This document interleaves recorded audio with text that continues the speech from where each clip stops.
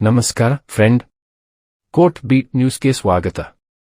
ಕಾನೂನಿನ ಬಗ್ಗೆ ಕನ್ನಡದಲ್ಲಿ ಮಾಹಿತಿ ನೀಡುವ ನಮ್ಮ ಚಾನೆಲ್ ಇಷ್ಟವಾದರೆ ಒಂದು ಲೈಕ್ ಮಾಡಿ. ಈಗ ನಾನು ಗ್ರಾಹಕ ನ್ಯಾಯಾಲಯ ನೀಡಿದ ತೀರ್ಪಿನ ಬಗ್ಗೆ ಮಾಹಿತಿ ನೀಡುತ್ತಿದ್ದೇನೆ. ಅಡಮಾನ ಸಾಲ ಮತ್ತು ಚಿನ್ನದ ಸಾಲ ಹೊಂದಿದವರು ಈ ಸುದ್ದಿಯನ್ನು ಅಗತ್ಯವಾಗಿ ನೋಡಲೇಬೇಕು. ತಾನು ಅಡವಿಟ್ಟ ಚಿನ್ನವನ್ನು ಸಹಕಾರಿ ಸಂಘವು ಕೊಡದಿದ್ದ ಕಾರಣ ಗ್ರಾಹಕರ ನ್ಯಾಯಾಲಯಕ್ಕೆ ಮೊರೆ ಹೋಗಿದ್ದ ಗ್ರಾಹಕನಿಗೆ ಹಿನ್ನಡೆಯಾಗಿದೆ. ಉಡುಪಿ ಗ್ರಾಹಕರ ನ್ಯಾಯಾಲಯ ನೀಡಿದ ಮಹತ್ವದ ತೀರ್ಪಿನ ಬಗ್ಗೆ ಒಂದು ವರದಿ ಇಲ್ಲಿದೆ. ಚಿನ್ನದ ಅಡಮಾನ ಸಾಲವನ್ನು ಸಂಪೂರ್ಣ ಪಾವತಿ ಮಾಡಿದರೂ ಅಡವಿಟ್ಟ ಬಂಗಾರದ ಆಭರಣವನ್ನು ವಾಪಸ್ ಕೊಡಲ್ಲ ಎಂದ ಸಹಕಾರಿ ಸಂಘದ ವಿರುದ್ಧ ನ್ಯಾಯಾಲಯದ ಕದ ತಟ್ಟಿದ್ದ ಗ್ರಾಹಕನಿಗೆ ಹಿನ್ನಡೆಯಾಗಿದೆ. ಈ ಬಗ್ಗೆ ಉಡುಪಿ ಜಿಲ್ಲಾ ಗ್ರಾಹಕ ನ್ಯಾಯಾಲಯ ಮಹತ್ವದ ತೀರ್ಪು ನೀಡಿದೆ.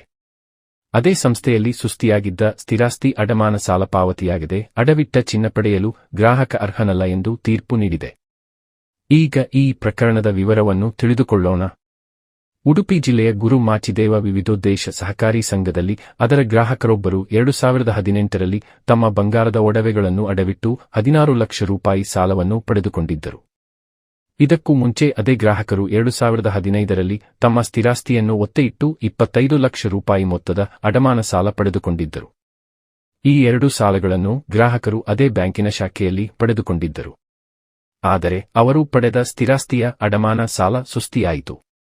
ಹಾಗಾಗಿ ಗುರು ಮಾಚಿದೇವ ವಿವಿಧೋದ್ದೇಶ ಸಹಕಾರಿ ಸಂಘ ಸದ್ರಿ ಗ್ರಾಹಕರ ವಿರುದ್ಧ ಸಹಕಾರಿ ಸಂಘಗಳ ಉಪ ನಿಬಂಧಕರ ನ್ಯಾಯಾಲಯದಲ್ಲಿ ದಾವೆ ಹೂಡಿ ಗ್ರಾಹಕರ ವಿರುದ್ಧ ಡಿಕ್ರಿಯನ್ನು ಪಡೆದುಕೊಂಡಿದ್ದರು ಮತ್ತು ಮನಿ ರಿಕವರಿ ಪ್ರಕ್ರಿಯೆಯನ್ನು ಆರಂಭಿಸಿದ್ದರು. ಈ ಮಧ್ಯೆ ಸಂಸ್ಥೆಯ ಸದ್ರಿ ಗ್ರಾಹಕರು ತಮ್ಮ ಅಡವಿಟ್ಟ ಚಿನ್ನವನ್ನು ಬಿಡಿಸಿಕೊಳ್ಳಲು ಸಹಕಾರಿ ಸಂಘಕ್ಕೆ ಆಗಮಿಸಿದರು. ತಾವು ಪಡೆದುಕೊಂಡಿದ್ದ ಚಿನ್ನದ ಸಾಲವನ್ನು ಬಡ್ಡಿ ಸಹಿತ ಕಟ್ಟಿದ ಗ್ರಾಹಕರು ತಾವು ಅಡವಿಟ್ಟ ಚಿನ್ನವನ್ನು ವಾಪಸ್ ಕೊಡುವಂತೆ ಕೋರಿಕೊಂಡರು.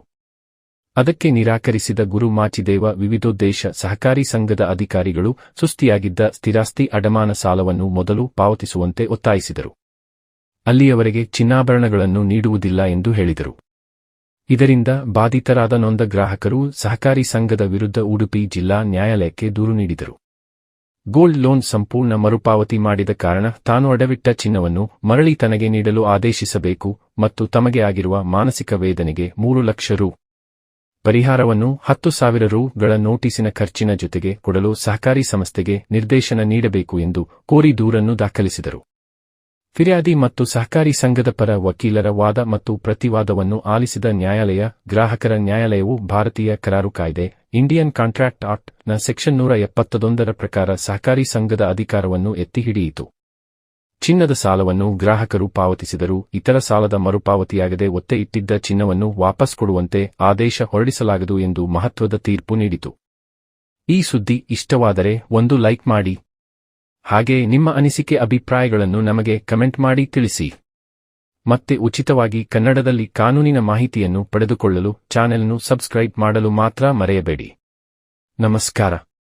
Have A nice day.